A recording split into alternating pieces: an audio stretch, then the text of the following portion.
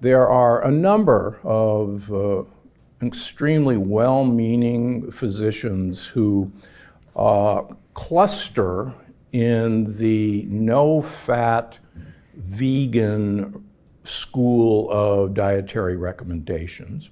And then there are the rest of us who think that there are certain fats that not only are not bad for you, but are actually incredibly beneficial.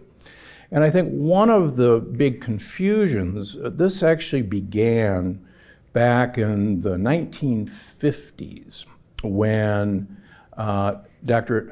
President Dwight Eisenhower suffered a heart attack.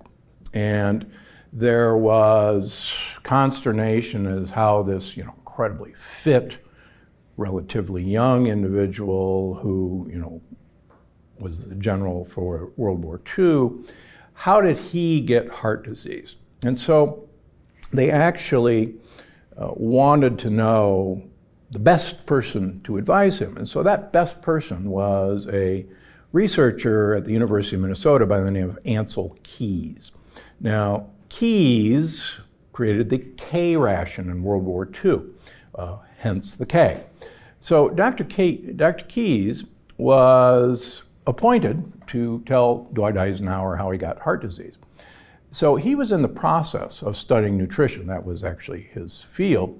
And he did a series of epidemiologic studies that was eventually published in the early 1970s as the 7 Countries study. Now, the 7 Countries study actually caused the fat is bad for you movement. And in fact, it caused the United States government with the McGovern Commission, yes, that McGovern, George McGovern, the former presidential candidate, to state that dietary fat was the cause of heart disease. And that recommendation prevailed for well over 30 years. In fact, it continues to this day.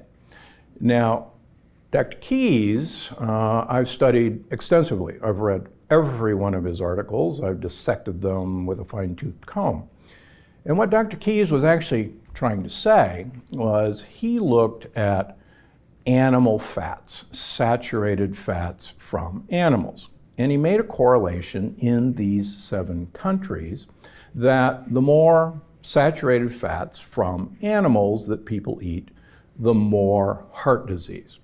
Now, interestingly enough, Dr. Keys wrote a paper many years ago that said that dietary cholesterol has nothing to do with serum cholesterol. And that's somehow missed in all of Dr. Keys' writings.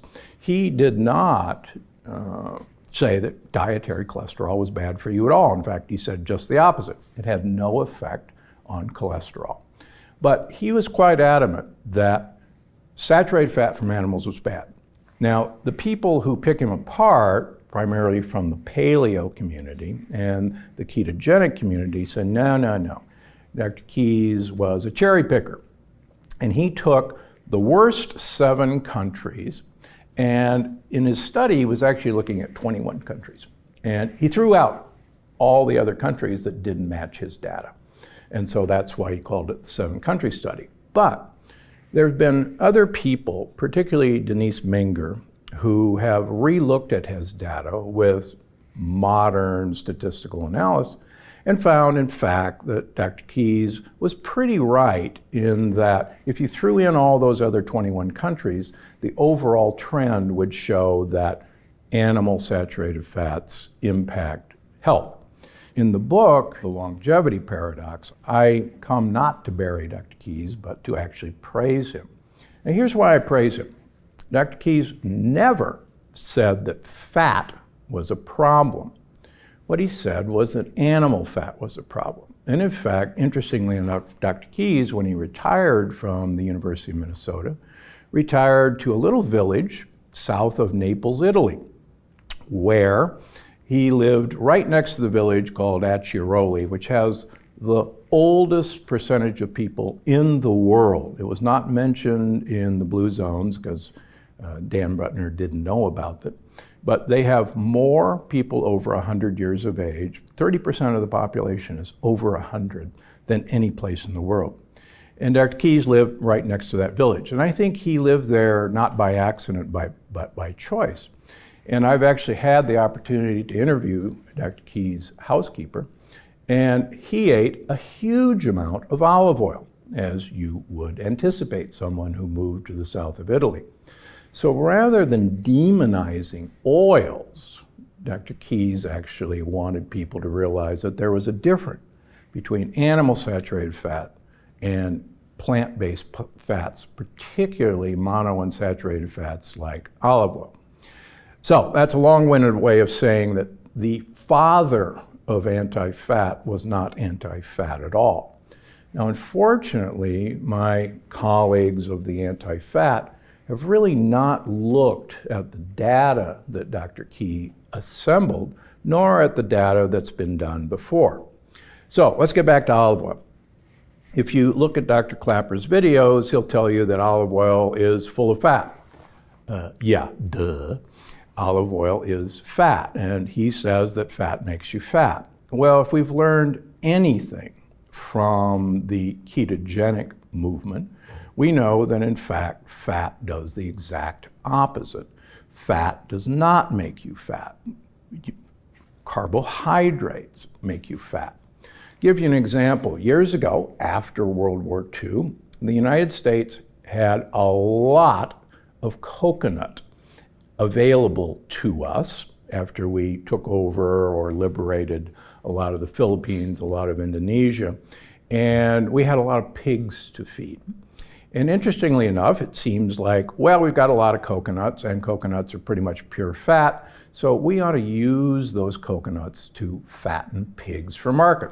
Sounds like a great idea, and incidentally, I grew up in Omaha, Nebraska during those times. More coconut we fed to pigs, the skinnier the pigs got. The skinnier they got, not the fatter they got, even though we were basically feeding them pure fat. Well, we're not pigs, you say. Well, actually, we carry the same metabolic digestive system that pigs do. So if you want to call your loved one a big fat pig, you're actually speaking the truth. So what is it about olive oil that's so evil then? Well, in fact, there was a study in Spain that was published just a couple of years ago. And what they did was they took 65-year-old people and they divided them into 3 groups, all of whom ate a Mediterranean diet. The first group had to use 1 liter of olive oil per week. Now, that's a huge amount of olive oil. My wife and I try to use a liter per week. We usually get there, but that's about 12 to 14 tablespoons a day. They actually had them come to the clinic once a week, exchange their liter of olive oil for a new bottle, and that's how they knew they were doing it. The second group had to eat a Mediterranean diet, but they had to use the same calories of raw walnuts as the olive oil group. The third group had a low-fat Mediterranean diet, exactly what Dr. Clapper would recommend. But they had to eat the same calories, which means they had to get those calories from primarily carbohydrates. So they were followed for 4 years. The original purpose of the study was to look at memory. At the end of 4 years, both the walnut group and the olive oil group had preserved memory. In fact, both of those groups had improved memory over 4 years earlier. Now, think about that, just let that sink in. So at 69, 2 of those groups had better memory than when they were 65. And that obviously goes against what we think about aging. The low-fat group, on the other hand, had diminished memory. In other words, they followed what we would assume to be the normal trajectory of getting older. So the fat group, either olive oil or walnuts, their brain was better. The low-fat group, their brain was worse. Now it gets even more interesting. they said, hey, we got a lot of data on a lot of people. Let's see what else is interesting.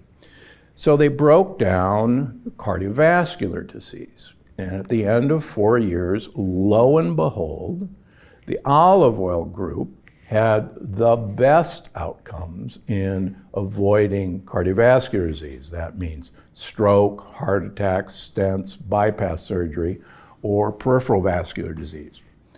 The walnut group was right behind them. And guess what?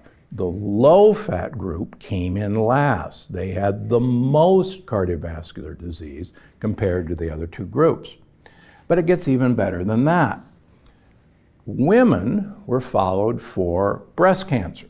And it turns out that only the olive oil group had a 67% less risk of breast cancer than the other two groups. The low-fat group did the worst.